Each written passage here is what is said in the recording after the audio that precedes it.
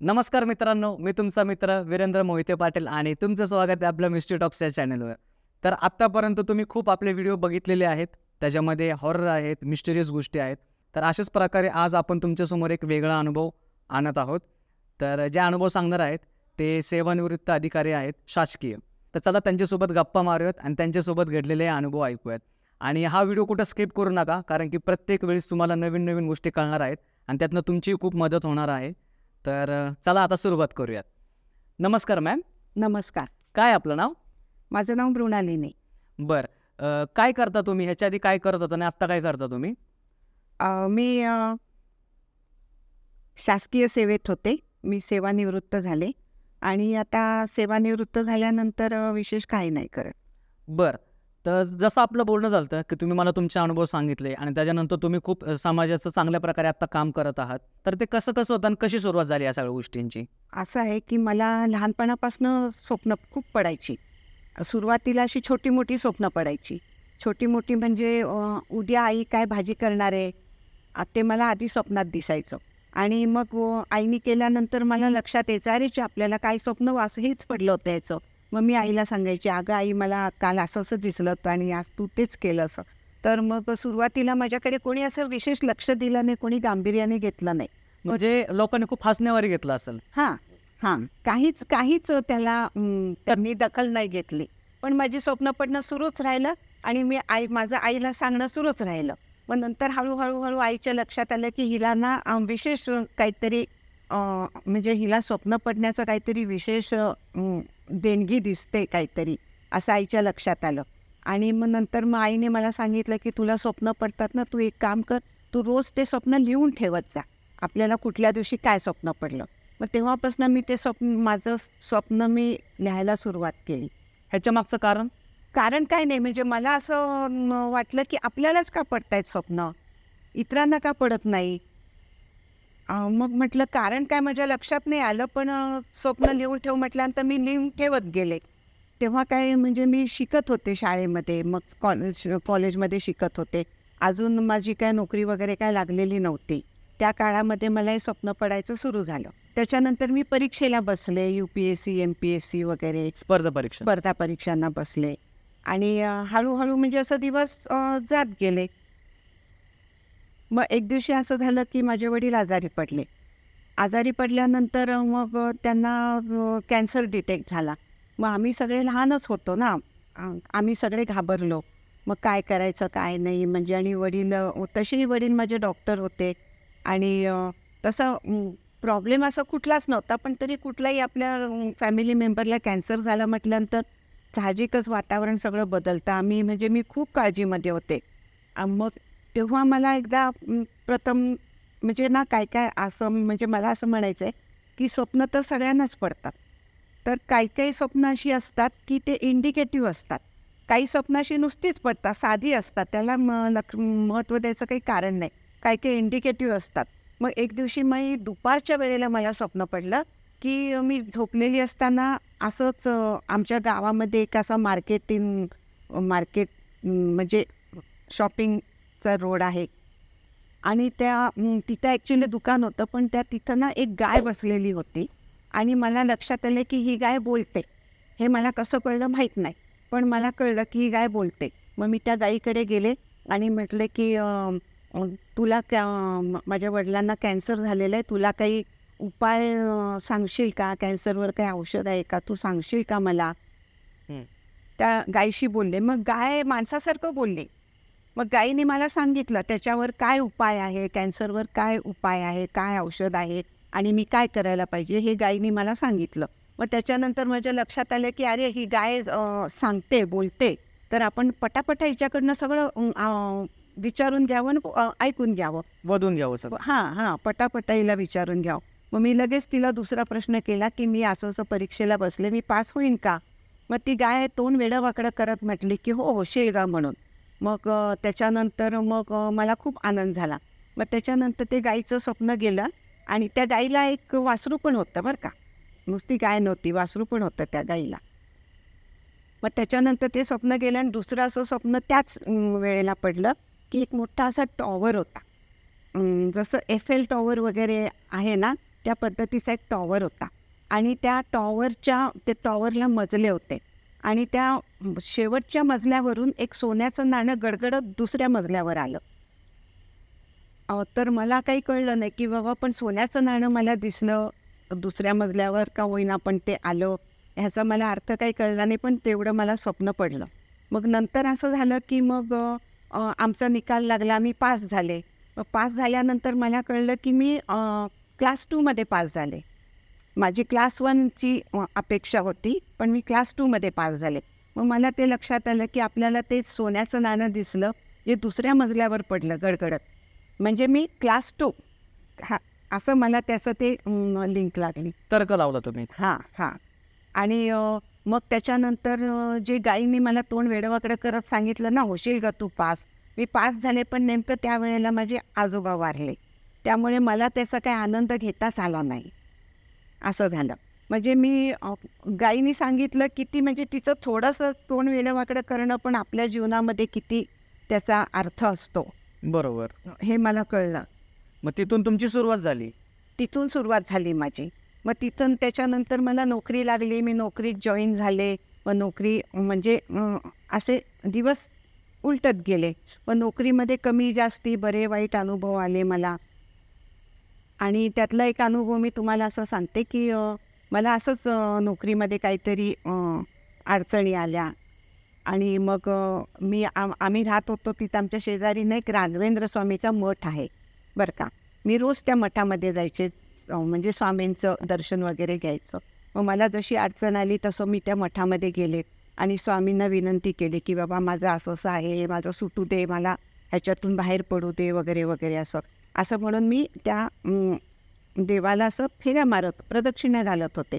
मग प्रदक्षिणा घालता घालता एक प्रदक्षिणा झाली, दुसऱ्या प्रदक्षिणाला असं जाताना जसं मी देवाच्या पाठीमागे गेले, समोरून एक मांजर आडवी गेली. मग मला लगेच असं माझ्या धस्स झालं, म्हणजे आपलं काम होणार नाही हे माझ्या लक्षात आलं. आणि मग मी फार म्हणजे दुःखी झाले, अपसेट झाले. आणि मी म्हटलं आता आपलं काम होणार नाही हे पक्क आहे, मग आता काय करायचं, कशासाठी आपण प्रदक्षिणा घालायच्या, कशाला या देवाला आपण म्हणजे नकोच आता या देवाचं काही उपासना करायला, असं तसं म्हणून मी तिथंच थांबले आणि लगेच उलटं फिरले की नको आता प्रदक्षिणा घालाय, म्हणून उलटं असं यायला लागले. तेवढ्यामध्ये ना समोरच्या बाजूला कोणीतरी असं आलं. ॲक्च्युली ते दुपारची वेळ होती, मठ सगळा बंद होता आणि दुपारच्या वेळेला कोणीही पाठवत नाही त्या मठात, फक्त मला तेवढं पाठवतात कारण मी रोजची जात होते म्हणून. आणि मग ते इतक्यात कोणीतरी ना असं अवतरलं, आलं म्हणण्यापेक्षा ना अवतरलं, असं ते झांज असतो ना, झांज, असं कोणीतरी झांज वाजवली जोरजोरात. आणि तिथं कोणीतरी अवतरलं आणि मोठमोठ्यांनी ना असे स्तोत्र म्हणायला लागले कोणीतरी कानडीतून. आणि मग मी असं उलटं प्रदक्षिणा घातलीच होती आणि मग मी तिकडं आले तर तो माणूस असं मला असा हातवारे करत होता, काहीतरी स्तोत्र म्हणत होता आणि मला असं म्हणत होता की तू कुंकू लाव, कुंकू लाव, असं मला ते हातवारे करून सांगत होता. त्याला म्हणत होता. त्याला काही मराठी येत नव्हतं आणि मला कानडी येत नव्हतं, पण तरी त्यांनी मला खुणवून सांगितलं कुंकू लाव, कुंकू लाव. पण मला असं वाटलं की कुंकू लाव कोणाला लावायचं, मी स्वतःला लावून घ्यायचं का देवाला लावायचं, हे पण मला असं नव्हतं कळलं. मग त्यांनी सांगितल्याप्रमाणे अनेक दिवस मी देवालाच कुंकू लावत होते. मग एक दिवशी मग नंतर मी ते सोडून दिलं, म्हणजे देवाला नको लावायला असं मला वाटलं, आपण आपल्यालाच लावून घ्यावं असं मला नंतर लक्षात आलं. मग तशा त्या अडचणी माझ्या म्हणजे मी हळूहळू एक एक अडचण पार केली, म्हणजे त्याच्यातून बाहेर पडले, असं मग दिवस जात गेले. मग ते कुंकवाचं कळलं का, ते एक्झॅक्टली काय होतं, ते संदेश काय होतं त्या माणसाचं, ते कळलं का नंतर तुम्हाला? नाही, म्हणजे मला संदेश असा होता की देवाने मला सांगितलं की तू कुंकू लावत जा. अच्छा, पण तुम्ही उलटं करत होता, तुम्ही ते देवाला नव्हतं करत ना? म्हणजे मी उलटं करत होते, मी देवाला कुंकू लावत होते. पण नंतर असं मला आपोआप लक्षात आलं की त्याचा संदेश हा होता की मी स्वतःला कुंकू लावावं म्हणून. पण जेव्हा मी कुंकू लावायचे तेव्हा लोक मला हसायचे, काय ते अंबाबाईसारखं कुंकू लावलंयस, काय दिसतं, आणि ते दिसायलाही बरं दिसत नव्हतं, मोठं. आणि मग मी घरात लावायचे, बाहेर जाताना नाही लावायचे. पण नेमक्या सगळ्या अडचणी आणि सगळं आपलं लाईफ हे बाहेरच तयार होतं ना. बरोबर. मग खरं म्हणजे मी तिथंच लावायला पाहिजे होते, पण मी नाही लावायचे, म्हणजे असं ते बरं दिसत नाही असं तसं म्हणून.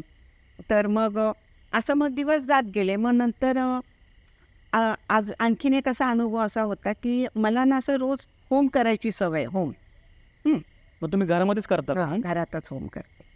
आणि ते मंत्र वगैरे पण तुम्हीच म्हणता? तर मला होम करायची सवय. तर मग एक दिवशी असं झालं की ऐन संध्याकाळची वेळ होती, अगदी करकरीत संध्याकाळ. आणि मला काही झोप लागली नव्हती, मी झोपले नव्हते, काही नव्हते. मी असं नुसतंच बसले होते. तर मला असं ना एक काहीतरी असं वेव आली, व्हायब्रेशन म्हणा किंवा वेव असं आली. आणि त्या वेवमध्ये ना एक मंत्र मला आला. काय आता आपल्याला दृष्टांत झालेला सांगू नये म्हणतात, म्हणून मी तो मंत्र सांगत नाहीये.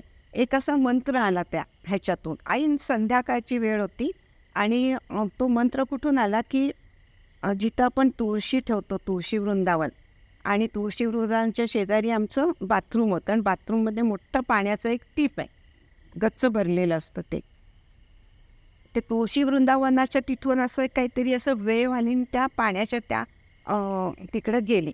आणि तो एक असं मंत्र आला तो. आणि तो मंत्र मला कळला की बाबा हा मंत्र असं असं ही वेव आली, इथं पाण्याची इथं गेली. आणि मग मला काही त्याचं हे कळलं नाही, पण मंत्र मला कळला की नेमकं तो काय होता मंत्र, असं तसं. मग मी ते मंत्र म्हणावा का कसं काय मला काही कळेना असं, म्हणजे मी कन्फ्युजनमध्ये होते. मग त्याच्यानंतर माझी ना बदली झाली कोकणात.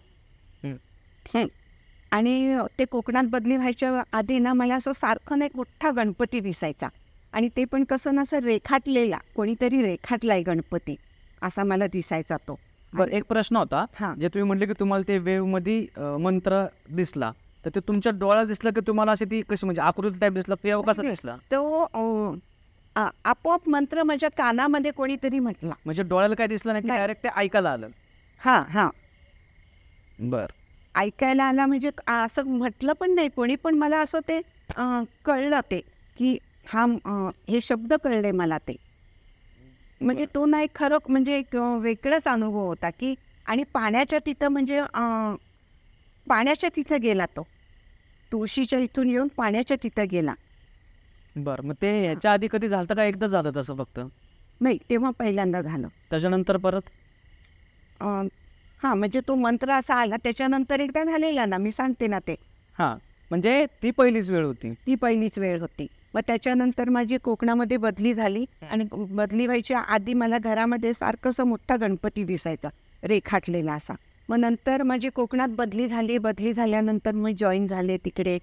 मग त्याच्यानंतर तिकडे मला ना माझी एक चित्रकाराशी ओळख झाली. ते मोठे नावाजलेले चित्रकार आहेत तिथे कोकणामध्ये. आणि मग कोणीतरी माझी ओळख करून दिली की ह्या मॅडम इथे नवीन जॉईन झाल्या आहेत, या अशा पोस्टवर आहेत, असं तसं. मग त्यांनी पण माझं चांगलं स्वागत केलं, त्यांनाही आनंद झाला असं तसं. आणि मी आले पहिल्यांदाच त्यांच्या घरी म्हणून त्यांनी काय केलं, माझ्यासमोरच एक मोठं असं गणपतीचं चित्र रेखाटून दिलं. जे मला असं सारखं दिसायचं ना, असं अंदूक दिसायचं ना, ते गणपती प्रत्यक्ष त्यांनी मला रेखाटून दिला. म्हणजे तो एक म्हणजे अनुभवच आहे. ते पण तुम्हाला स्वप्नामध्ये दिसायचं गणपती? नाही, स्वप्नात असं नाही, पण असं मुखातच वाटायचं की असं काहीतरी गणपती इथं मोठं चित्र आहे, गणपती रेखाटल्याचं चित्र आहे, असं तसं असं मला वाटायचं. असं स्वप्नात नाही, जागेपणीच मला असं वाटायचं गणपती असं. आणि मग त्याच्यानंतर त्यांनी मला ते मोठं असं चित्र काढून दिलं माझ्यासमोरच. एक अर्ध्या तासात त्यांनी मला असं सगळं पेंटिंग करून मला ते देऊन टाकलं एक गिफ्ट म्हणून असं. मग त्याच्यानंतर ना मी जिथं उतरले होते ना, तिथं शेजारीच एक ना असा मोठा मठ होता. मठ म्हणा किंवा देऊळ म्हणा.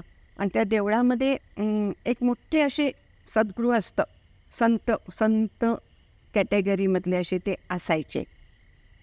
तर मग माझी ओळख करून दिली त्यांच्याशी. म्हणजे सिद्ध पुरुष? सिद्ध पुरुष, सिद्ध पुरुष. मग माझी ओळख करून दिली. मग त्यांनी माझ्याकडे बघून मग सांगितलं, बघ मी तुला एक मंत्र देतो, तो मंत्र नेहमी म्हणत जा, तुझं ठीक होईल. आणि मग त्यांनी मला एक लिहून दिला मंत्र. तो मंत्र तोच होता की जो मला त्यावेळेला ते व्हायब्रेशनमध्ये दिसला. तो ऐकायला आलता तो? हो. मग तुम्ही त्यांना सांगितलं की हे ह्याच्या आधी झालं होतं म्हणून? असं काय त्यांची चर्चा झाली का तुमची? नाही, म्हणजे मी त्यांना ते बोलले नाही. बरं. पण त्यांना कळत होतं की हिला हे आधी कळलेलं आहे. इतके ते म्हणजे सिद्ध पुरुष होते. की त्यांना माहीत होतं की हिला काहीतरी थोडीफार अशी थोडंसं जास्तीची पॉवर आहे इतरांपेक्षा. आणि तेव्हाच मी त्यांच्याकडे आले ना.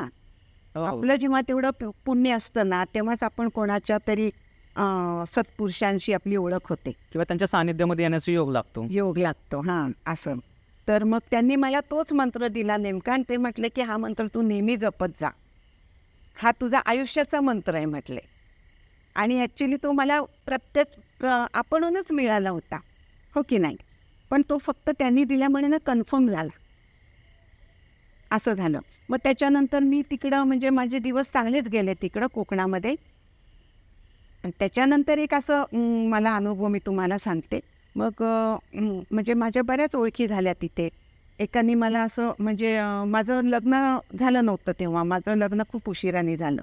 मग त्याच्यानंतर मग ते जे होते गृहस्थ, मग त्यांनी मला ना असं त्यांच्या एका गुरुजींकडे नेलं, ब्राह्मणाकडे. ते म्हटले तुमचे काही प्रॉब्लेम असतील तर त्यांना सांगा, मी तो. आणि ते म्हणजे खूप असं कमी भेटायचे ते लोकांना, ते गुरुजी. मग त्यांनी मला नेलं त्या गुरुजींकडे. तर इतकं लांब होतं ते, जंगलामध्ये नुसतं असं जंगल फिरून फिरून फिरून, गोल गोल टेकडी फिरून फिरून फिरून एका टेकडीच्या टोकावरती त्या गुरुजींचं घर. आणि अख्ख्या त्या जंगलाच्या पूर्ण परिसरात ते एकटंच घर. मला इतकं आश्चर्य वाटलं, इतक्या लांब हे लोक राहतात, हे कसं राहत असतील? म्हणजे दूध वगैरे कुठून आणत असतील, किराणा कुठून आणत असतील, आणि जरी आणलं तरी तिथून इथपर्यंत रस्ता किती कठीण आहे, हे कसं राहत असतील? मला फार आश्चर्य वाटलं. आणि किती कठीण आहे यांचं जीवन, आयुष्य, आणि का राहतात तिथे, असंही मला प्रश्न पडला. मग त्यांनी माझी पत्रिका बघितली आणि मग त्यांनी सांगितलं की तू असं कर, तू चतुर्थी करत जा. त्यांनी मला चतुर्थीचा एक उपाय सांगितला, एक करत जा. तर मग मी बरं म्हटले. मग मी परत जेव्हा घरी आले, मग घरी आल्यानंतर त्यांनी सांगितल्याप्रमाणे मी चतुर्थी केली. मग चतुर्थी केल्यानंतर जवळजवळ एक 7-8 चतुर्थ्या झाल्या, 7-8 महिने झाले. मग त्याच्यानंतर एक दिवशी मला ना स्वप्न पडलं. काय चतुर्थी म्हणजे असं स्वप्न पडलं की गणपती आला मला स्वप्नामध्ये, असा पूर्ण उभा, आणि तो पण पाण्याचा गणपती असा उभा. म्हणजे पाण्यातनं जशी आकृती तयार होती तसा तो गणपती तयार झाला पाण्यातून नाही आला, गणपतीच प्रत्यक्ष पाण्याचा, म्हणजे पारदर्शक असा. अच्छा. जसा काचेचा समजा आपण घेतला गणपती, का पारदर्शक काचेचा कसा दिसेल, तसा तो पाण्याचा गणपती, असा पाणी असं निथळत होतं. असा पाण्याचा गणपती उभा राहिला. आणि मग तो म्हटला, हे बघ, तुझ्या लग्नाचं ना माझ्याकडे काही नाही आहे, तू असं कर, आवाहन करून बोलवून घे म्हणे वरून कोणाला तरी. असं कोणाला बोलवायचं? कोणाला बोलवणार काय, ते काय बोलला नाही, पण गणपती म्हटला की माझ्याकडे काही नाही तुझ्या लग्नाचं, असं प्रत्यक्ष गणपती म्हटला. मग मी म्हटलं आता गणपतीने सांगितलं नाही तर मग म्हटलं नाहीच आता आपल्याला काय, तर जाऊ दे म्हटलं आता. आणि मी एवढे उपास तपास केले, व्रत तप केलं, तेव्हा कोण आला नाही. आणि माझ्या नुसत्या आवाहनाला कोण येणार आहे, आणि मी कोणाला आवाहन करू, कोणाला बोलवू? त्यामुळे मी ते विषय सोडून दिला. ते गणपतींनी नाही म्हणून सांगितल्यानंतर मी तिथं स्टॉपच केलं. म्हणजे मी काही आशा धरलीच नाही काही.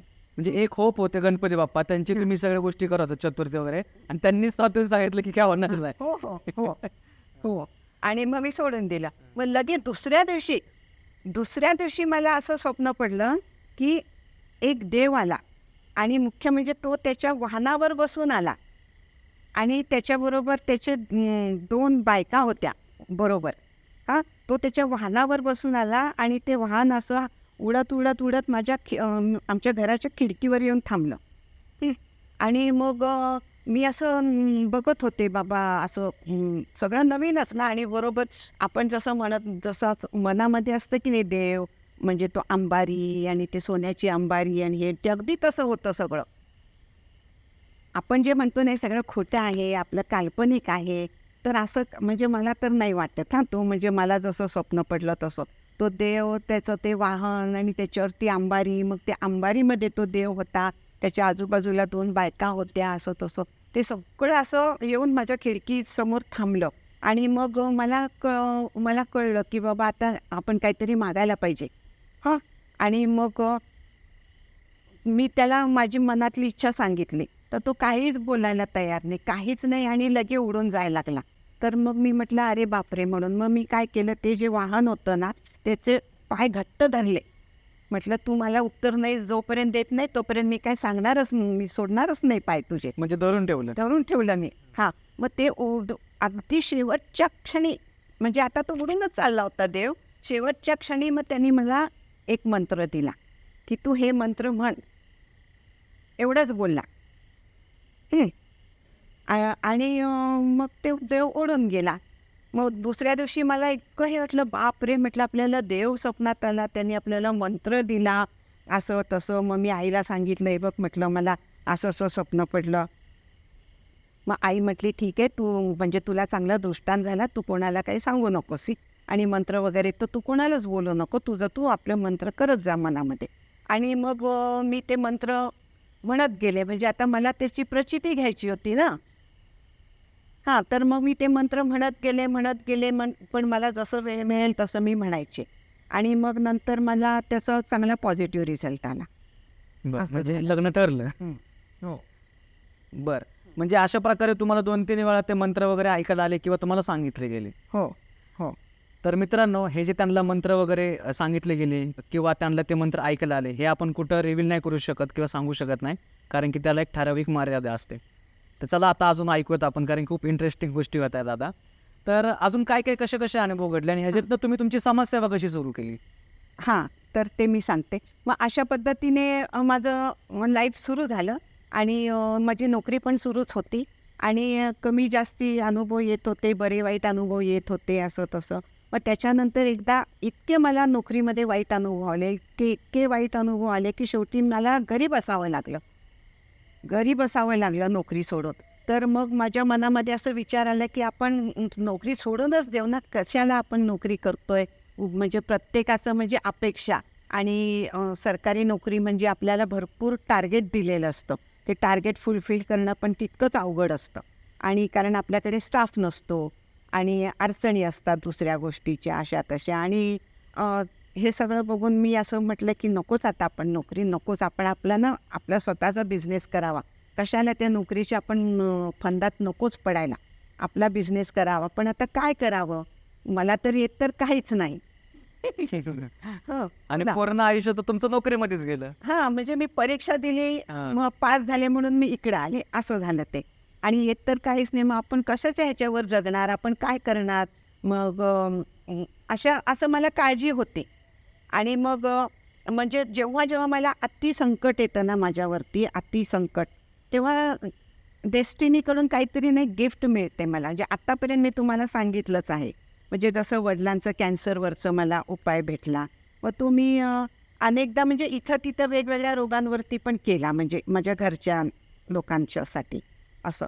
आणि मग आता मला असं वाटलं की नको आपण नोकरी करायला, आपण काहीतरी दुसरं आपलं स्वतःचा बिझनेस करावा, आपण काय करावं काय नाही असं ह्याच्यामध्ये होते. तेव्हा मग मला असं ना एक शब्द आला स्वप्नामध्ये.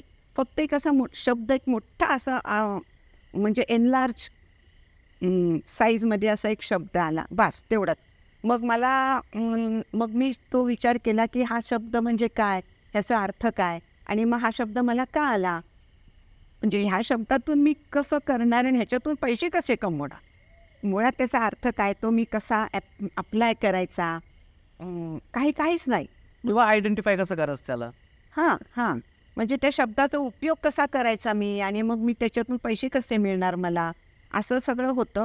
आणि मग मी काय करू काय नाही, काय करू काय नाही, मग असं माझा रोजचा ना, मग मी ते तो विचार घेऊन ना, म्हणजे रोजचा होम सुरूच होता. मग मी जो काय माझा होमाचा कालावधी होता ना, तो मी डबल केला.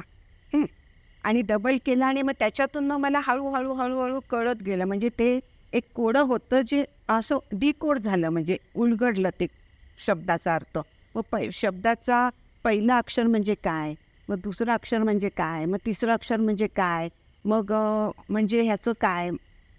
मग मला लक्षात आलं की हे सगळे शब्द म्हणजे माझ्यासाठी त्यांनी दिलेले आहेत आणि मी हे जर वापरले, म्हणजे मी जर माझं स्वतःचं नाव असं ठेवलं असतं तर खूप छान झालं असतं, असं माझ्या लक्षात आलं. पण आत्तापर्यंत माझं नाव तर होऊन गेले ना, सगळे सर्टिफिकेट होतात, हे होतात, आता नाव बदलणं शक्य नाही.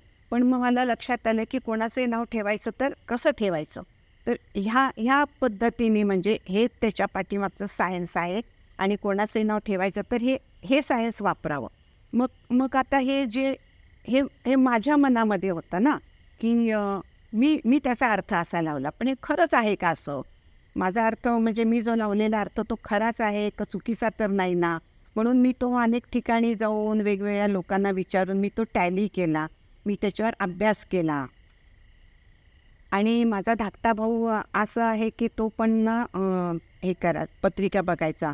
त्याचा पण ज्योतिषावर अभ्यास होता. आणि मग माझ्या धाकट्या भावाकडून पण मी काही थोडंसं शिकले त्याच्याकडून. आणि मग त्यांनी मला ना साऊथमध्ये कोणाचा तरी एक रेफरन्स दिला. आणि आम्ही ॲक्च्युली साऊथ इंडियन आहे बाय कास्ट. मग त्यामुळे मग मला साऊथमध्ये जाणं सोपं झालं. मग साऊथमध्ये जाऊन मी त्याला म्हणजे ते पण एक चांगले विद्वान गृहस्थ आहेत. मग त्यांच्याशी भेटून मग त्यांच्याकडून मी थोडंसं नॉलेज घेतलं आणि मी माझा ह्याच्यावरचा अभ्यास वाढवला. म्हणजे तुम्ही प्रॉपर आणि सगळ्या पद्धतीने व्यवस्थित त्या गोष्टीवर नॉलेज घेतला आणि अभ्यास केला. हां, अभ्यास केला. आणि मग त्याच्यानंतर मला अशी खात्री वाटली की मला कॉन्फिडन्स आला की बाबा मी कोणाचंही नाव करू शकते. मग आता मी असं ठरवलं की आता नुसतं नाव असं नाही, काही काही लोकांचं म्हणजे घराचा प्रॉब्लेम असतो, घराला नाव द्यायचं असतं. मग घरावर नाव देताना एक असं असतं की घराचा नंबर असतो आणि तो कॉर्पोरेशनने दिलेला असतो, तो तर आपण बदलू नाही शकत. मग त्या नंबरला घेऊनच तुम्ही कसं काय तुमचं घरावर नाव करू शकता. मग हे जरा मी ह्याच्यावर अभ्यास केला आणि मग पहिला प्रयोग मी आमच्या घरावरच केला. हां, की आपण बघावं म्हटलं, आपल्याच घरावर पहिला प्रयोग करून बघावं. आणि मग मी आमच्या घराला नाव लावला, नंबर लावलं, जो काय नंबर दिलेला होता तो एक पहिल्यांदा होता तो. आणि मग ती आमच्या घरावर पुन्हा ते कलर तुम्ही कुठल्या कलरमध्ये लावायचा हे पण एक असतं ना. मग तो कलर, मग ते नाव, मग ते सगळे नंबर, अक्षरं हे ते सगळं करून मी एक पाटी तयार केली आणि मग मी ते घराला लावली. मग म्हटलं बघावं आता ह्याचं काय होतं ते. म्हणजे थोडी मला धाकधूकच होती की चांगलं झालं तर ठीक, नाही तर मग उलटा पालटा काय नको आहे. हां, असं म्हणून मी ते लावलं. आणि असं आहे की कुठलंही लावल्यानं लगेच काही इफेक्ट होत नाही, त्याला एक 2-3 महिने तरी थांबावं लागतं. मग मी ते नंबर लावला, हे लावला. मग पहिली चांगली गोष्ट अशी झाली की म्हणजे माझ्या आईचे रिपोर्ट सगळे नॉर्मल आले 1-2 महिन्याने. आईला थोडाफार त्रास होत होता, मग भावाने तिला नेलं, सगळं तिचं इन्व्हेस्टिगेशन केलं हे ते, आणि तिचे सगळे रिपोर्ट नॉर्मल आले. ही पहिली चांगली गोष्ट घडली. मग मी म्हटलं चला बरं झालं, म्हटलं वाईट तर काही नाही ना झालं, ह्याच्यातच मला आनंद होता. वाईट नको व्हायला, काय चांगलं नाही झालं तर चालेल पण वाईट नको. मग हे झालं. त्याच्यानं म्हणजे आईचे रिपोर्ट चांगले आले. मग पुढं मग त्याच्यानंतर काही दिवसांनी एका वेळेला 2 गाड्या घरामध्ये आल्या, 4 व्हीलर बरं का, म्हणजे नवीन घेतल्या. नवीन. हां, ती पण एक चांगली गोष्ट झाली. मग त्याच्यानंतर माझ्या भावाला हे मिळालं, प्रमोशन मिळालं. त्याच्याकडे पण एक ऑफिसची गाडी आली. म्हणजे प्रगतीचे मार्ग मोकळे होते. मोकळे. हां, असं होत गेलं. मग त्याच्यानंतर मला कळलं की बाबा आता घराला नाव कसं लावायचं, कोणाचंही असं तसं, कारण कन्फर्म झालं ना ते माझ्या ह्यावरून. मी ते प्रयोग करून पाहिला. मग त्याच्यानंतर दुसरा एक अनुभव असा आहे की आमच्या शेजारी जे होते त्यांच्या मुलीचं लग्न झालं. मुलीचं लग्न होऊन मुलगी हैदराबादला दिली. मग त्याच्यानंतर ती काही दिवसांनी बाळंतपणाला आली. मग इकडे माहेरी बाळंतपण असतं. मग तिला मुलगा झाला. मग मुलगा झाल्यानंतर मग सगळीकडे आनंदी आनंद. मग तिच्या सासरचे लोक आले, घरचे आले, असं तसं. तर मग त्या मुलीच्या आईने सांगितलं की आपण आता मुलाचं नाव काय ठेवायचं, आमच्या शेजारी ते राहतात मॅडम, आपण त्यांना विचारू, त्यांच्याकडून काढून घेऊ. तर म्हटले नाही म्हटले, आमचे तिथे एक से एक गुरुजी आहेत आणि कशाला ते मॅडम काय भविष्य बघतात का, तर नाही. हे करतात का, तर नाही. मग काय करायचं, नुसतं नाव काढून देतात त्या, मग कशाला त्यांच्याकडे जायचं. म्हणजे कसं आहे ना, नाव काढून घेणाऱ्याला प्रत्येकाला ना एक हे असतं की भविष्य पण सांगावं. म्हणजे त्यांची एक अपेक्षा असते की त्यांचं भविष्य पण सांगावं. पण मला भविष्य सांगण्यामध्ये माझा अभ्यास नाही आहे. काय मला फक्त एवढंच येतं. म्हणजे जे ऑटोमॅटिक आलेलं आहे त्याच्याबद्दलच तुम्ही थोडंसं अभ्यास वगैरे करून लोकांना सोल्युशन्स दिले. हो, हो, हो. तर मग ते म्हटले, की "नाही, नाही, आपल्याकडे एक गुरुजी आहेत, कशाला हिच्याकडून करायचं तसं आणि मग मुलगा आमचा आहे, मग आम्ही तिथं गेल्यावरच ठरवू." असं तसं करून ते मुलीला घेऊन घेऊन गेले मुलाला. मग तिथं जाऊन त्यांनी बारसं केलं, काहीतरी नाव ठेवलं, थाटामाटात बारसं करून सगळं झालं आणि मग काही दिवसांनी तो मुलगा सारखा आजारी पडायला लागला, छोटा, ते बाळ. आणि मग 6 महिने झाले, काही सुधारणाच नाही त्या मुलाच्यामध्ये. मग मग त्या मुलीच्या आईच्या लक्षात आलं. मग तिने मला सांगितलं, की म्हणे तू त्याचं नाव काढून दे. मी म्हटलं आता तर 6 महिने झाले, तुम्ही नाव ठेवले, त्याला 6 महिने उलटून गेले, असंच. नाही, नाही म्हणे, तू तुझ्या पद्धतीने काढ, आमचं आम्ही बघून घेतो. मग मी त्या मुलाचं नाव काढून दिलं. मग काढून दिल्यानंतर तिने ते नाव ठेवलं त्याला आणि त्याच्यानंतर तो मुलगा बरा झाला. अरे बापरे! हां. हो. ही म्हणजे घटना सत्य घटना आहे बरं का. त्याच्यानंतर तो मुलगा सुधारत गेला, सुधारत गेला. मग त्यामुळे तिचा खूप विश्वास बसला माझ्यावरती आणि मग तिच्या त्या सासरच्या लोकांचाही बसला. मग त्यांनी पण माझ्याकडे 1-2-4 लोकांना असं पाठवलं होतं हैदराबादवरून. ती एक घटना घडली. त्याच्यानंतर आमच्या ऑफिसमध्ये एक जण असाच होता. म्हणजे आमच्या ऑफिसमध्ये भरपूर काम असायचं काय आणि जो दिलेला स्टाफ असतो क्लार्क वगैरे ते तो फार कमी पडायचा आणि मग आम्ही काय करायचं बाहेरून असं लोकं घ्यायचं मुलं. आउटसोर्स करायची. हां, की बाबा ज्याला टायपिंग येतं, ज्याला कॉम्प्युटर चालवायला येतो, असा एखादा म्हणजे बेरोजगार तरुण कोण असेल तर आम्ही त्याला घ्यायचो आणि आम्ही सगळे मिळून कॉन्ट्रिब्युशन करून त्याचे पगार द्यायचो, की एक ॲडिशनल हँड असं. तर तो आम्ही असाच एक मुलगा आणलेला, तो हुशार होता. मग तो चांगली पटापटा कामं करायचा आहे ते, पण तो आमच्या ऑफिसमध्ये असं परमनंट नव्हता ना, असा टेम्पररीच होता. मग मी त्याला नाव करून दिलं, की बाबा तू ह्या नावाने तू हे नाव कर. त्याचं जे नाव होतं तेच पण त्याच्यात थोडेसे बदल करून मी त्याला नाव करून दिलं आणि मी सांगितलं, की तू असं सही करत जा. मग त्यांनी काय केलं त्याप्रमाणे तो ते नाव लिहित गेला बरेच दिवस, सही त्याच ह्याने केला आणि त्या सहीने त्या नावाने त्यांनी अर्ज भरला एका ठिकाणी आणि त्यांनी परीक्षा दिली आणि त्या ठिकाणी तो परमनंट म्हणून क्लार्क म्हणून नोकरीला गेला. अरे बापरे! आणि हे हे हे किती टायमिंगमध्ये झालं? म्हणजे तुम्ही सांगितल्यानंतर किती कालावधीमध्ये हा सगळा प्रकार झाला? 6 महिने ते वर्ष. म्हणजे वर्षभराच्या आतमध्ये तुम्ही सांगितल्यानंतर वर्षभरामध्ये त्यांना हा फरक पडला. हो. आणि तो म्हणजे चांगलं परमनंट नोकरी लागली, चांगलं म्हणजे आता त्याला आमच्या सारख्या ह्याची गरज नाही ना. तो स्वाभिमानाने आणि अभिमानाने तो करू शकतो नोकरी. आता कसं आमच्या फेवरवरती होता तो. हो, बरोबर. असं. आणि आणखीन एक घटना अशी, की माझ्या भावाचा एक मित्र होता. तर त्याचं लग्न झालेलं, त्याला एक मुलगा पण होता. पण त्याचं बायकोचं पटायचं नाही. त्याची बायको म्हणायची, की हा फार दुष्ट आहे, हा मारहाण करतो, असं तसं म्हणून ती बाहेर निघून गेली. निघून गेल्यानंतर तिने तिकडून डायव्होर्स पिटिशन फाईल केलं, की मला याच्यावर राहायचं नाही, मला घटस्फोट हवा आहे. मग ते डायव्होर्सची केस त्याची चाललेली आणि मग ती असं म्हणायची, की मला पोटगी पाहिजे. मग तो म्हणायचा तुला डायव्होर्स देतो पण पोटगी वगैरे काही देणार नाही. मग ती म्हणायची नाही नाही, लहान मुलगा आहे तर तुला पोटगी दिलीच पाहिजे, असं ते मॅटर होतं. आणि मग बरेच दिवस ते केस चालायचे, ह्याला काय पोटगी द्यायची नाही. त्यामुळे तो काय करायचा, की तारखा घ्यायचा सारखं, लांबण लावायचा. मग त्याच्यामध्ये असं झालं, की जेवढं तो लांबण लावत होता तोपर्यंत डायव्होर्स होत नव्हता आणि डायव्होर्स होत नसल्यामुळे ह्याला दुसरी मुलगी मिळत नव्हती. बरोबर. आहे की नाही. तिथं ते सगळं प्रकरण आडायचं. मग आता त्याला पोटगी द्यायची नाही आणि ते प्रकरण मिटवायचं पण नव्हतं आणि मुलगी पण पाहिजे होती. काय म्हणजे सगळीकडनं अडवणूक. नाही म्हणजे नवीन लग्न पण करायचं होतं त्याला. पण हे सगळं असतानाच लग्न पण करायचं होतं. बरं. हां, पण आता ह्याचं हे लिगल असं भानगड असल्यामुळे कोण मुलगी देणार त्याला, नाही का. हां, मग त्याच्यानंतर मग तो माझ्याकडे आला, की म्हणजे माझं बघण्यातलाच होता तो.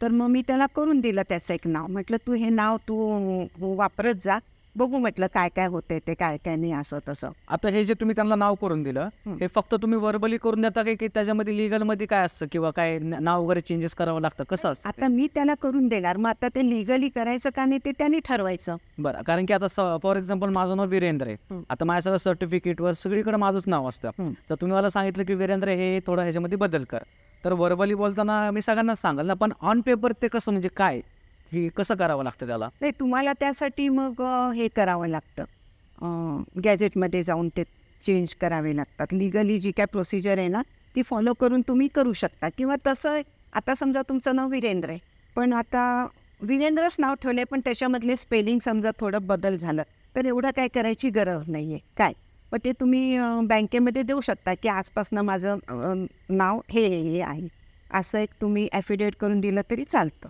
बरं. असं आहे. अगदी प्रत्येक वेळेला मोठं लिगली करायला पाहिजे असं काही नाही आहे.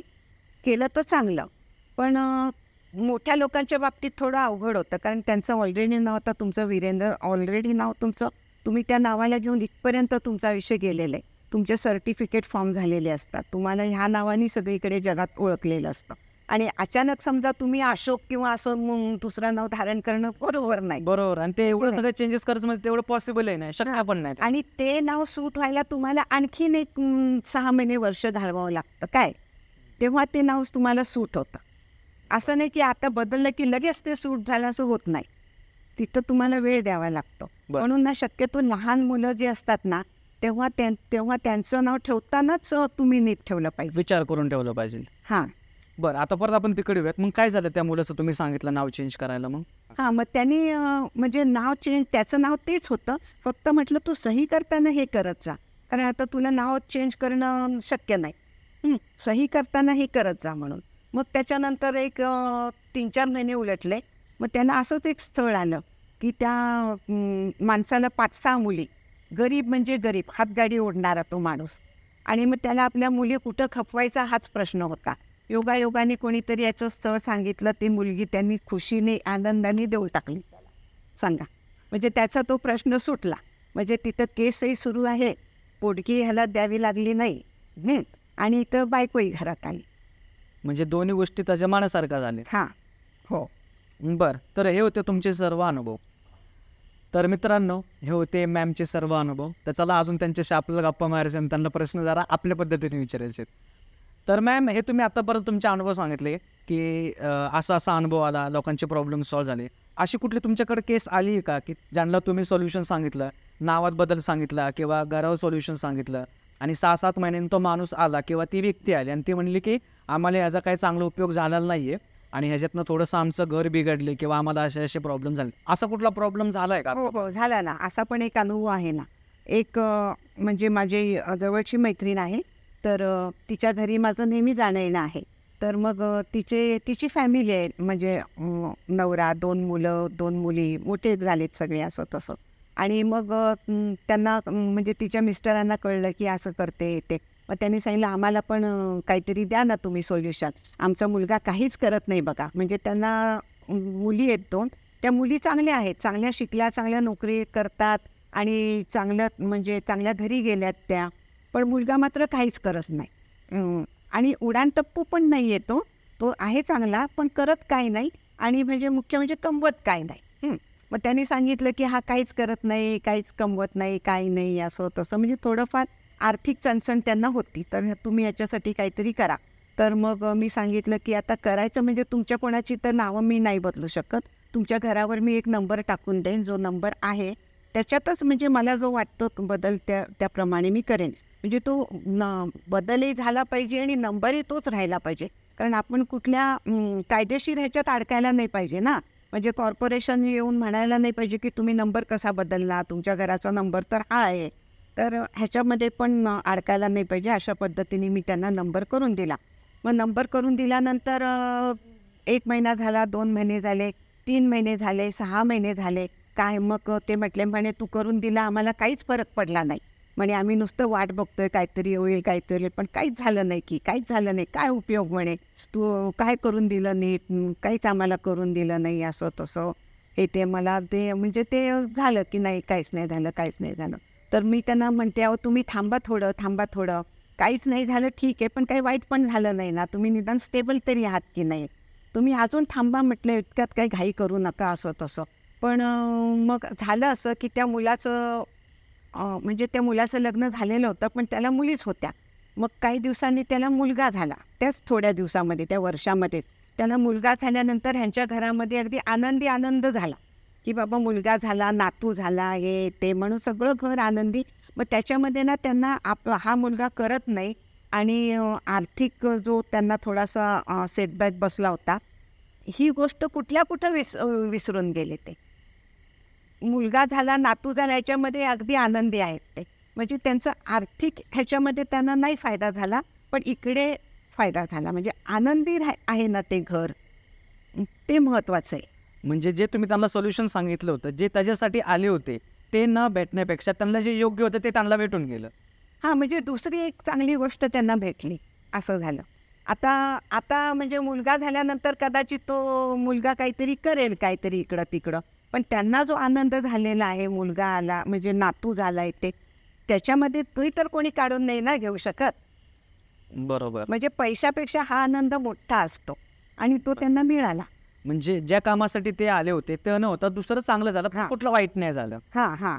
एक एक आहे की मी ज्यांना असं करून दिलंय ना, घराचा नंबर लावून दिला आहे ते, तिथं एक आहे की पैशाने जरी फार भरभराट नाही झाली ना, तरी तिथं कोणी ना आजारी नाही पडत. ऐका, फार मोठे तिथं आजार झाले आणि असं झालं, आजारपणामध्ये हे झालं, ते झालं, असं नाही होत तिथे. हे हे एक मात्र माझ्या लक्षात आलंय. बरं. आणि आता फॉर एक्झाम्पल असं पकडा की मला काहीतरी प्रॉब्लेम आहे, हं. फायनान्शियली म्हणा किंवा कौटुंबिक म्हणा. मी जर तुमच्याकडे आलो सोल्युशन मागायला, मग तुम्हाला कसं कळतं की ह्याचा नावात बदल केला पाहिजे किंवा जे घराचा नंबर आहे तो बदल केला पाहिजे किंवा सही हे जी तुम्ही म्हणता की सही चेंज केली पाहिजे, तर हे कसं ठरतं? किंवा मी जर एकटा आलोय तर माझ्यातून माझं पूर्ण कुटुंब कसं व्यवस्थित झालं पाहिजे हे तुम्हाला कसं कळतं आणि त्याच्यावर तुम्ही एक्झॅक्टली कसं काय त्यांना सल्ला देता? तर आता तुम्ही माझ्याकडे आलात, हां, तुमचा प्रॉब्लेम घेऊन. मग मी तुम्हाला विचारणार की तुम्ही ज्या घरात राहता ते तुमच्या नावावर आहे का? म्हणजे त्या घरातले करते धरते तुम्हीच आहात का? तुमचे वडील आहे का? तुमचा मोठा भाऊ आहे की जॉईंट फॅमिली आहे? असं तसं हे मी विचारणार. आणि मग तुमची मी सही बघणार, तुमचं नाव बघणार आणि तुमची बर्थ डेट बघणार. त्या बर्थ डेटनुसार आता मी जे नाव करते ना ते पत्रिकेनुसार काढते. ते असं बर्थ डेट किंवा न्यूमरोलॉजीवर नाही काढते. पत्रिका मी मांडते, पत्रिकेमध्ये नक्षत्र वगैरे कुठलं ग्रह कुठल्या नक्षत्रात आहे त्याच्यावर मी नाव ठरवते बरं का. मी तुमची पत्रिका काढणार, पत्रिकेप्रमाणे तुमचं नाव काय तर ते बघणार. मग आता तुमचं नाव वीरेंद्र आहे, पण तुमचं नाव हे येतं. हां, मग आता तर बदलणं शक्य नाही नाव. मग आता काय करायचं? मग तुमच्या नावामध्ये आता पत्रिकेप्रमाणे जी अक्षरं येतात ना, त्या अक्षरामधलं पहिलं, दुसरं, तिसरं, चौथं नेमकं कुठलं तरी एक अक्षर ना जादा महत्त्वाचं असतं आपल्या नावामध्ये. इतर 2 थोडी मागे पुढे झालेली चालतील, पण एक अक्षर ह्या क्रमावर, याच क्रमावर पाहिजे, हे फार महत्त्वाचं असतं. मग ते अक्षर तुमच्या नावात ऑलरेडी आहे का? मग नसेल तर ते कुठं चिटकवायला येतं का? समजा वीरेंद्र मोहिते पाटील, समजा कुठं तरी बी एक असेल, तर मग तिथं बी घालता येतं का कुठे? नाही घालता येत. हां, मग तुमच्या सहीमध्ये नावात तर बदल करता येत नाही. मग सही तुम्हाला करून देऊ शकते मी, की तुम्ही अशी सही करायची अशी करा की ज्यानुसार ते तुमचे व्हायब्रेशन ते सगळे त्या नंबरला येतील. अशी सही मी करून देऊ शकते. आणि तिसरी गोष्ट, मग मी तुमच्या घराला नंबर लावून देऊ शकते. मी तुम्हाला विचारेन की बाबा तुमचं घराचा नंबर काय? मग तो नंबर मी कॅल्क्युलेट करून त्याच्यावर अभ्यास करून मग तो नंबर जसाच्या तसा लावायचा का त्याच्यात काय ॲडिशन करायची का ते तुमचं पत्रिकेप्रमाणे जे अक्षर आली त्यातलं काही एक अक्षर घालायचं का? मग ते घातलं तरी ते सूट व्हायला पाहिजे ना. नुसतंच एखादं अक्षर कसं घालणार? ते कुठलं तरी तुमच्या मुलाचं म्हणा, मुलीचं पाहिजे, पत्नीचं पाहिजे किंवा आडनावामधलं ते काहीतरी पाहिजे है ना, तरच ते तुम्ही घालू शकता असं. तर तो सगळा विचार मी करणार की बाबा ह्यांच्या घराला कुठलं नाव म्हणजे आता कुठला नंबर कसं नाव लावावं लागेल तसं करणार. म्हणजे इथं जर काही नाही जमलं ना मग घरावर करायचं असं. बरं. तर आता समजा ह्या गोष्टीला कालावधी किती लागतो? म्हणजे फॉर एक्झाम्पल आज तारीख आहे 15. मी जर तुम्हाला 15 तारखेला कॉन्टॅक्ट केला, मग तुम्ही सगळं माझ्याकडनं विचारपूस करून घेतली, मग तुम्हाला परत हे मला आन्सर सांगायला किंवा मला सोल्युशन द्यायला किती टाईमचा कालावधी लागतो? आता तुम्ही माझ्याकडे आलात, मी 15 तारखेला तुम्हाला सोल्युशन सांगितलं, मग त्या कालावधी कमीत कमी 3 महिने तरी जावे लागतात. नाही ते नाही. 15 तारखेला तुम्ही माझे सगळे प्रॉब्लेम ऐकून घेतले, हां मग त्याच्यानंतर तुम्ही मला किती दिवसांमध्ये सोल्युशन सांगता? हां ते ना, ते 2 दिवसात. बरं. म्हणजे 2 दिवसामध्ये तुम्ही अभ्यास वगैरे करून सगळं परत मला सांगता की अशा गोष्टी चेंजेस करता हवेत. बरं. आता हे जे तुम्ही सांगितले, हे तुम्ही नावातले बदल सांगितले, अजून सहीमधले बदल सांगितले आणि घरावरचे जे नंबर्स आहेत त्यांचे तुम्ही बदल सांगितले, हे तर जरा नॉर्मल. आता समजा बाळाचा जन्म होतो. बाळाचा जन्म झाल्यानंतर घरचे लोक गुरुजींकडे जातात. गुरुजींकडे गेल्यानंतर गुरुजी नाव सुचवतात त्याप्रमाणेच पुढच्या गोष्टी होतात. कारण की बाळाचं स्वास्थ्य व्यवस्थित राहायला पाहिजे, त्याची प्रगती व्हायला पाहिजे. तर ह्यांनी तुमच्याकडं का यावं आणि तुमच्याकडे आल्यानंतर तुम्ही काय प्रकारे कुठली प्रोसेस सांगता नावायची जेणेकरून सगळ्या गोष्टी व्यवस्थित व्हाव्यात म्हणून? म्हणजे खूप चांगला प्रश्न विचारला तुम्ही. अगदी म्हणजे की पॉईंट असा तर असं आहे की जेव्हा बाळाचा जन्म होतो तेव्हा घरचे गुरुजींकडे जातात. मग गुरुजी त्यांना एकच अक्षर देतात की अमुक अमुक अक्षर निघालेलं आहे बाळाचं आणि ह्या अक्षरावर नाव ठेवा, बस संपलं. पण माझं तसं नाही. आता मी असं बघते की बाळाचं नाव प्रथम किती अक्षरी असायला पाहिजे, मग त्यातलं पहिलं अक्षर कुठलं पाहिजे, दुसरं कुठलं पाहिजे, तिसरं कुठलं पाहिजे, काय हे कोण सांगतं? हे कोणीच नाही सांगत. फक्त ते गुरुजी एकच अक्षर सांगतात ते, किंवा तुम्ही कुठेही गेला तरी एकच अक्षर सांगतात ते. मग ते अक्षर आणि ते त्यांचं जन्मनाव असतं आणि जन्मनाव आपण ठेवत नाही, ते आपण झाकून ठेवतो आणि दुसरं नाव ठेवतो. काय मग ते दुसरं नाव जे आहे तर ते महत्त्वाचं आहे. काय मग त्यातलं ते अक्षर, ते दुसरं नाव किती अक्षरी पाहिजे, त्यातलं पहिलं अक्षर कुठलं पाहिजे, दुसरं कुठलं पाहिजे, तिसरं कुठलं पाहिजे, हे कोण सांगतं? हे कोणीच नाही सांगत. आता तुम्ही मोठमोठ्या न्यूमरॉलॉजिस्टकडे जरी गेलात, किती म्हणजे आता मी नावं घेत नाहीत, ते न्यूमरॉलॉजिस्ट काय करतात, जे ऑलरेडी तुमचं ठेवलेलं नाव आहे त्याच्यातच थोडा बदल करून देतात. ए घाल बी घाल आहे त्या नावातच ते बदल करून देतात. पण मुळात नाव कसं ठेवावं, नाव कुठलं ठेवावं हे कोण सांगतं? हे कोणीच नाही सांगत. म्हणजे हा तो फरक आहे. आता जसं ब्ल्यू प्रिंट, आता म्हणजे जन्म झाला बाळाचा तर त्याची जी कुंडली असते ती एक प्रकारे त्याची ब्ल्यू प्रिंट असते. हां, आणि त्या ब्ल्यू प्रिंट म्हणजे तुमचं नाव. ऐका, म्हणजे बीजमंत्र कसं असतो की नाही, तसं ते नाव म्हणजे तुमचं बीजमंत्र असल्यासारखं असायला पाहिजे. तुम्ही जसं जन्मलात, तुमचे जे आकारमान आहे, तुमचं जे कुंडलीची प्लेसमेंट आहे आणि तुमचं जे आकारमान आहे, त्या आकारमानाला एकच नाव निघतं. ऐका, एकच नाव असू शकतं. जसं तुमचे आई वडील हे एकच असू शकतं, हो की नाही, 2-2 नाही असू शकत. कुठलं तरी एकच तुमचे वडील असणार, एकच तुमची आई असणार. तसं ते नाव पण एकच असतं.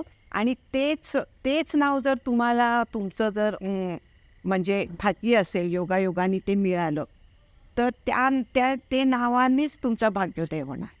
आणि दुसरं असं आहे की ते जे नाव निघेल, काय ते ना प्रत्येकाला आवडेलच असं नाही. कधी कधी खूप विचित्र नाव निघतं आणि मग त्यांना असं वाटतं की हे काय नाव, आणि मग त्यांना ते आवडत नाही नाव. मग ते ठेवावं का नाही असा त्यांना प्रश्न पडतो. आता तो त्यांचा प्रश्न आहे. पण जे काय नाव निघेल, ऐका माझं असं म्हणणं आहे, जे काय नाव निघेल ते त्यांनी अगदी आनंदाने स्वीकारावं. कारण ते नाव नुसतं नाव नाही, तर ते एक प्रकारचं टॉनिक आणि औषध कसं काम करतं ना, तसं ते नाव काम करतं. तुम्ही म्हणजे ते नाव धारण केल्या तुम्ही अगदी फार टॉपला जाल असं नाही, पण तुम्ही कधी अडखळणार नाही. तसं तुमचं लाईफ जर्नी स्मूथ जाईल, स्टेबल राहील. हां, असं आहे. बरं, आता हे झाले सगळे आपल्या घरातले उपाय किंवा बाळाचं नाव वगैरे, हे सगळं झालं घरातल्या आपल्या वैयक्तिक गोष्टी. जर कोणाला व्यवसायामध्ये जर काही चेंजेस करायचे असेल किंवा एक टाईमपासून व्यक्ती एक तो खूपच टाईम झाला व्यवसाय करतोय, त्याला त्याच्यामध्ये प्रगती भेटत नाही आहे किंवा कंटिन्यूस त्याची स्ट्रगल चालली, तर त्या गोष्टींमध्ये कसे काय बदल करायला पाहिजे किंवा त्याच्यावर काय सोल्युशन्स आहेत? आता ते म्हणजे समजा तो व्यवसाय त्याचा चालत नाही, तर त्यांनी कुठला व्यवसाय करावा काय, तर ह्याबद्दल काय माझं फारसं नॉलेज नाही आहे. व्यवसायाचं नाव बदलायचं असेल, ऐका, तर ते मी बदलून देऊ शकते. पण कुणाला कुठला व्यवसाय सूट आहे हे तरी तुम्ही सांगू शकाल का? नाही. मग समजा जो व्यवसाय चालू आहे त्याच व्यवसायात त्याला यश भेटेल हे कशावरून नाव चेंज केल्यानंतर? कारण तिच्या कुंडलीवरनं जे नाव निघेल, ऐका, ते नाव त्याला सूट होणार असतं. मग तू ते व्यवसायाला लाव, घराला लाव किंवा आणखीन कशालाही लाव, ते नाव त्याला फेवरेबल असणार आहे. असं आहे ते. म्हणजे माझं नावावर मास्टरी आहे. ज्योतिषावर आणि ह्याच्यावर माझा एवढा अभ्यास आहे पण एवढा नाही आहे. बरं, तर हे होते तुमचे अनुभव आणि ह्या होत्या सगळ्या तुमच्या गोष्टी. तर मित्रांनो, सर्वप्रथम मॅमचा आपण मनपूर्वक धन्यवाद मॅम, की तुम्ही एवढ्या लांब आलात आणि सगळ्या गोष्टी तुमच्या शेअर केल्या. तुमचं नॉलेज आपल्या प्रेक्षकांपर्यंत तुम्ही पोचवलं. आणि मॅमला जर कोणाला कॉन्टॅक्ट करायचा असेल तर जो नंबर आपण दिलेला आहे त्या नंबरला तुम्ही कॉन्टॅक्ट करा. आणि डिस्क्रिप्शन बॉक्समध्ये पण आपण त्यांचा नंबर टाकणार आहोत. मॅमनी फक्त आपल्यापर्यंत हे अनुभव पोचवायचे होते म्हणून हा सगळा त्यांचा अनुभव शेअर केलेला आहे. मॅमला जर कॉन्टॅक्ट करायचा असेल, तुमचं बाळाचं नावाच्या बाबतीत काय असतील प्रॉब्लेम किंवा वैयक्तिक नाव, सही, घराचे काय प्रॉब्लेम्स असतील किंवा व्यवसायाच्या बाबतीत काय प्रॉब्लेम असेल, ह्या बाबतीत जर तुम्हाला त्यांचं मार्गदर्शन हवं असेल तर जो नंबर दिलेला आहे आपण त्या नंबरला तुम्ही कॉन्टॅक्ट करा किंवा डिस्क्रिप्शन बॉक्समध्ये आपण त्यांचा नंबर टाकणार आहोत, त्या नंबरला तुम्ही कॉन्टॅक्ट करा.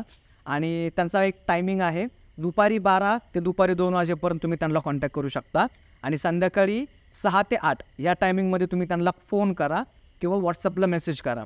जर कोणाला त्यांचा आन्सर नाही भेटला किंवा रिस्पॉन्स नाही भेटला तर तुम्ही लगेच असं काय निगेटिव्ह होऊ नका, त्या तुम्हाला त्यांच्या वेळेप्रमाणे बरोबर कॉन्टॅक्ट करतील. तर हा पॉडकास्ट कसा वाटला नक्की कमेंट करून सांगा आणि अशाच प्रकारे जर तुम्हाला अजून पॉडकास्ट हवे असतील तर तेही कमेंट करून सांगा. तर चला आता आज इकडंच थांबूयात. धन्यवाद. जय हिंद, जय महाराष्ट्र.